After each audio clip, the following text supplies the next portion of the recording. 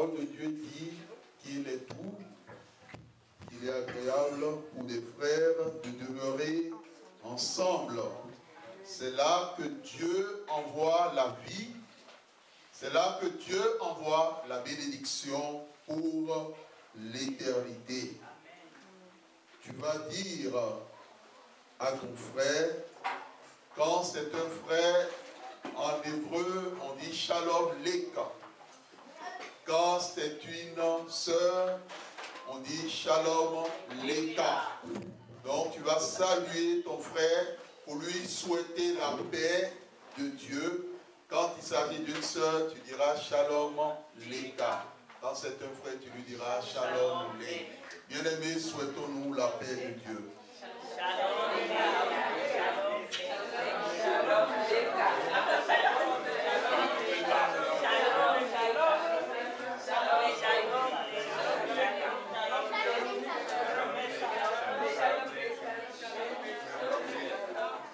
Amen.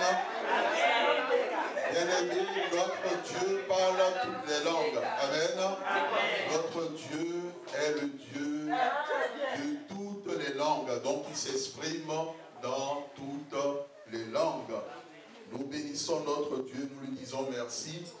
Nous allons lire dans le texte de Luc, chapitre 7, versets 11 à 17.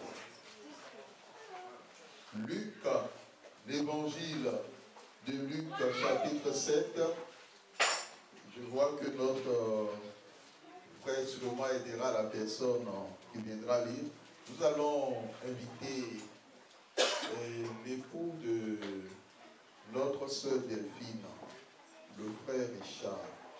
Il viendra nous lire le texte de Luc, chapitre 7, les versets 11 à 17.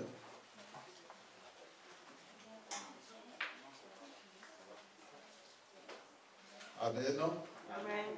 Bien-aimés, écoutons dans le recueillement et avec attention la parole de vie. Après avoir achevé tous ces discours devant le peuple qui l'écoutait, Jésus entra dans Capernaum. Un centenier avait un serviteur auquel il était très Luc, chapitre 7.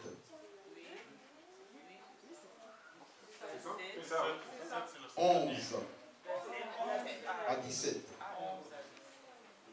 11 à 17.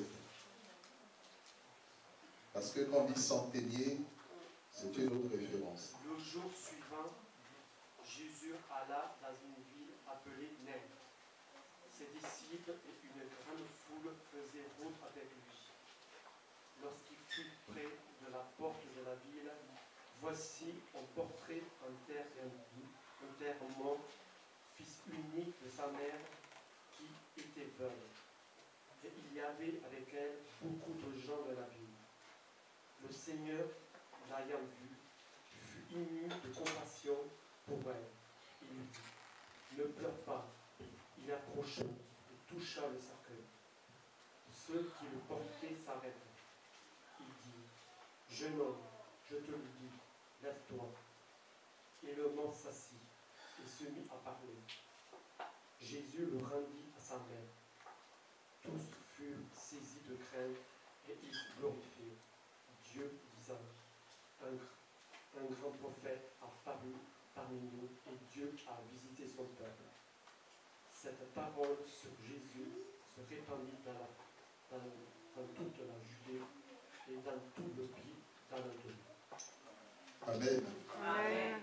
Nous remercions notre frère pour ce texte. Il peut regagner sa place. Bien-aimés, nous sommes toujours dans la question de ton identité. La fois dernière, nous avons étudié un miracle, le miracle du vin, l'eau transformée en vin. Aujourd'hui, Dieu nous permet d'aller encore plus loin. Et nous voulons bénir l'Éternel notre Dieu pour les œuvres miraculeuses qu'il accomplit dans la vie des uns et dans la vie des autres.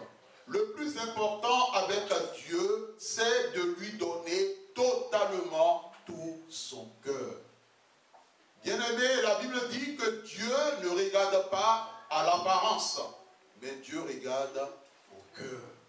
C'est de la façon dont tu aimes ton Dieu que tu verras ce dernier s'occuper de toi, s'occuper de ton époux, s'occuper de ton épouse, s'occuper de tes enfants, s'occuper de tous les domaines de ta vie. Nous avons entendu un récit de résurrection et notre acteur dans le texte, notre héros dans le texte reste le Seigneur Jésus-Christ. Amen. Amen. La Bible nous dit que Jésus est allé dans une ville appelée Naïm.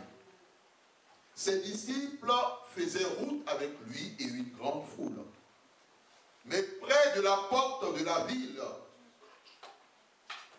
on portait en terre un mort, fils unique de sa mère, qui était veuve. Et il y avait beaucoup de gens de la ville qui l'accompagnaient. Le Seigneur l'a vue. Il fut ému de compassion pour elle. L'Éternel a dit une parole de consolation. Et après cette parole de consolation, il s'est approché, il a touché le cercueil. Les gens se sont arrêtés et Jésus s'est adressé à la personne qui ne vivait plus. La Bible dit, le mort est revenu à la vie. Il a été rendu à sa mère, mais entre-temps, le mort qui est revenu à la vie a parlé. Les gens ont vu la gloire de Dieu. Les gens ont su que Jésus n'était pas n'importe qui. Bien-aimé, Jésus est la référence. Et nous devons comprendre ces choses. Mon frère, ma soeur, lorsque tu es venu dans ce monde, tu dois t'attendre à une réalité. Et cette réalité, c'est la réalité de la mort. Il est vrai qu'on n'en parle pas.